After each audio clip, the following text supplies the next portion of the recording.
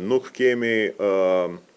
kurdisje të madje as të dyshuara të ndeshjen. Referët tanë do të nuk kanë dashur që ta ndajnë terrenin edhe me refer të huaj. Kultura e cila është krijuar nëpër palestrat tona është vërtet për lakmi, se secili vit po vjen më i mirë se ai i kaluari. Këtë vit besoj që kemi pas stinorin më të fortë, cilën e kemi pa derisa në basketbollin e Kosovës.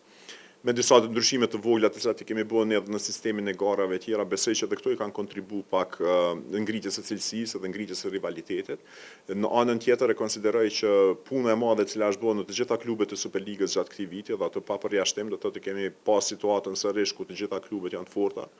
ku secila ndeshje është e paparashikueshme deri në momentin e fundit, ku shumica dërmuese e ndeshjeve përgjatë tërë Superligës, do të thotë rreth këtyre 150 ndeshjeve të cilat Superliga i zhvillon brenda një viti,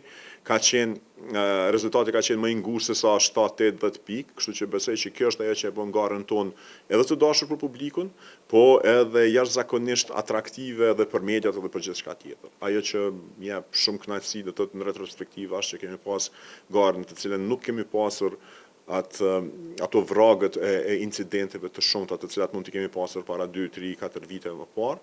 Jemi duke tregu besoj një konsistencë të mirë në organizim, jemi duke tregu seriozitet edhe ajo që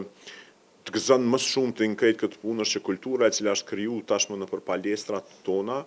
hiq disa incidente të vogla, sepse është e pamundur që ti abstrahojmë të gjitha, sepse disa incidente dhe kanë ekzistuar për gjatë vitit, por jo në nivel të cilin i kemi parë disa vite më parë. Do të kultura e cila është krijuar nëpër palestrat tona është vërtet për lakmi,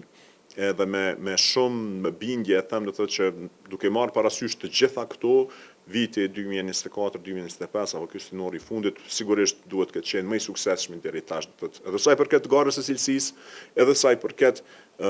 organizimit apo cilësisë së organizimit të këtyre ndeshjeve, do të thotë nga xhiroja e parë e deri në finalen e fundit të këtij kampionati. Absolutisht jo. Absolutisht kjo. Kjo më bën jashtëzakonisht krenar, Alberto, më bën krenar fakti do të thotë që ne kemi pas ekipin i cili gjasat për të mbetur në Superligë ka humbur nështë 5-6 xhiro para fundit, por e ka mbajtur tërë ekipën, edhe ka luajtur me tërë ekipën deri në xhiron e fundit, edhe ka luftuar edhe në xhiron e fundit, në ndeshjen e fundit ka luftuar për fitore, përkundër faktit që nuk ka pas në kuptim sportiv, ajo nuk ka pas kurfar vlere e fitore, po kjo më bën jashtëzakonisht lumtur, jashtëzakonisht krenar, do të thotë që integriteti i garës tonë është i mbrojtur nga dita e parë deri në fund. Nuk kemi matematika të cilat bëhen, nuk kemi kurdisje të madje as të dyshuara të ndeshjen. Referët tanë do të nuk kanë dashur që ta ndajnë terrenin edhe me refer të huaj, kanë thënë që nëse do të kemi refer të huaj, ne nuk do të marrim pjesë në gjykimin e këtyre ndeshjeve. Me keqardhje na është dashur që ta pranojmë këtë dhe pastaj ta ndrojmë tërë sistemin për të marrë të gjithë referët e huaj për të shkuar deri në fund. Nuk është e lehtë. Nuk ka qenë e lehtë për mua subjektivisht dhe emocionalisht nuk ka qenë e lehtë për shkak se më është dashur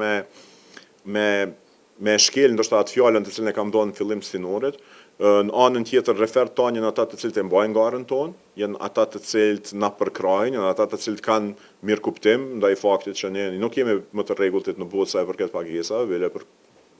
si vjet jemi më keq se sa që kemi qenë në viteve të kaluara. Arsyeja pse kemi marrë vetëm 2 organizime, njëra është thotë tash 3x3 të cilën e kemi në fillim qershorit, e tjetra është në PEI, kampionati U18 i vajzave për divizionin C, është që të fokusohemi sa më shumë që të është e mundur në konsolidimin e bazës edhe normative, po edhe komerciale për atë që na pret nga shtatori e tutje në Superligë dhe në sistemin tjerë garimit. Do të ketë ndryshime sa i përket sistemit garimit tek gjeneratat e reja. Jemi duke përgatit ato që po mendojmë që t'jenë si propozime të para sa i përket zhvillimit të garave në nivel të Superligës edhe të kategorive tjera seniore. Një gjë që sigurt nuk do ta bëjmë është që të ngutemi me cilin do vendim, sepse ka kohë mjaftueshëm